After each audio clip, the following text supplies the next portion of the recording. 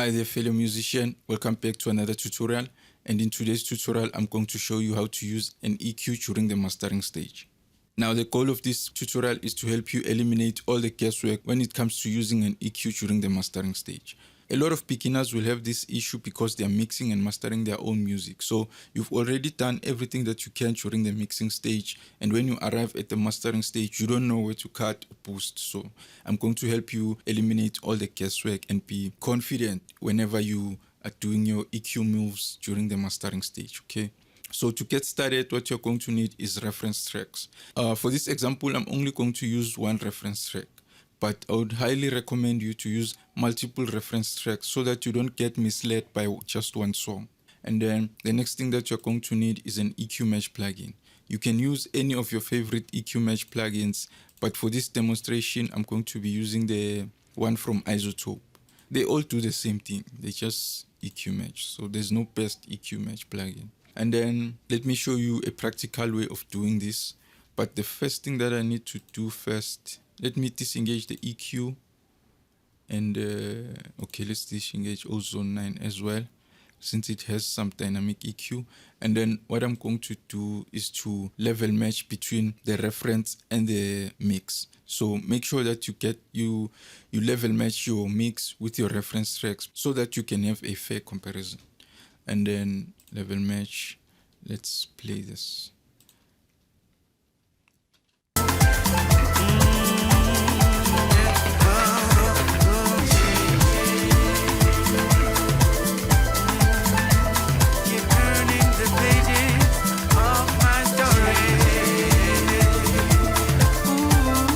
Okay, that should do it. And then next up, what I need to do is to capture the reference track.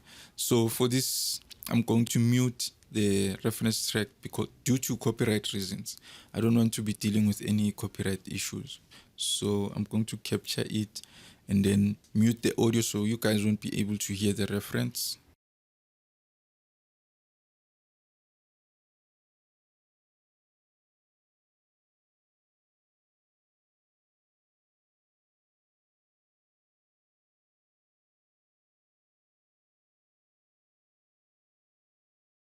Okay, that should do it. Never mind the clipping.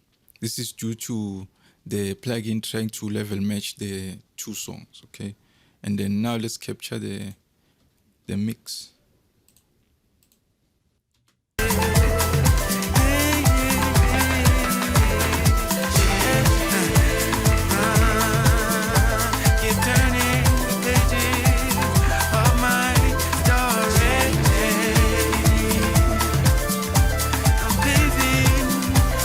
Okay, that should do it. And then now let's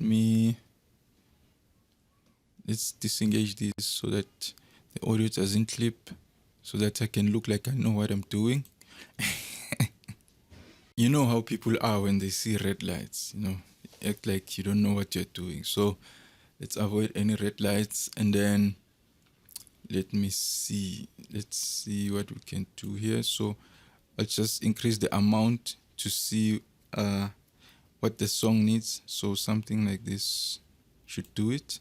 So comparing these two songs, I can see that I have a problem in the lower mids around 600, and then around 3 kilohertz, 2 kilohertz, and then the higher frequencies as well. So something like this. Yeah. So a cut around 2 kilohertz and 3 kilohertz should solve the problem. And then another cut in the higher frequencies and a small cut using a high pass filter should do it, or a low shelf. And then let's check out what I did with the EQ.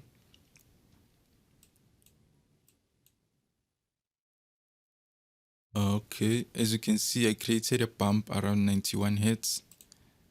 This is the bump. As you can see, it's just 1 dB.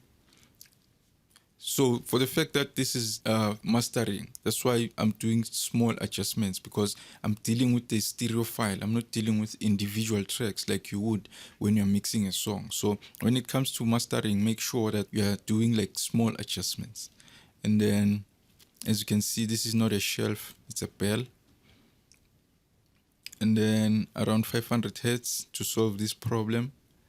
a small cut. As you can see, it's just half a dB. It's not even 1 dB. And then in the higher mids, I created a cut at 1.2 and around 3 kilohertz. This 3 kilohertz cut deals with the harshness that's occurring around 3 kilohertz. And then as you can see, around 1.2 kilohertz, I created like half a dB of a cut. So minor adjustments will go a long way. So let's check out what the song sounds like with the EQ.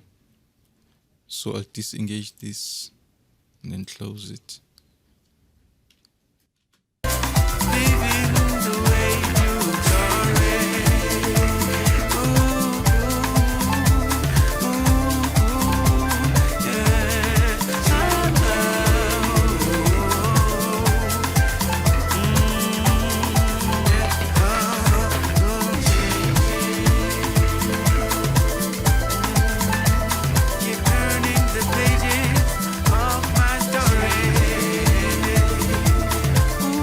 As you can hear, those minor adjustments create a huge difference. The difference is simply day and night.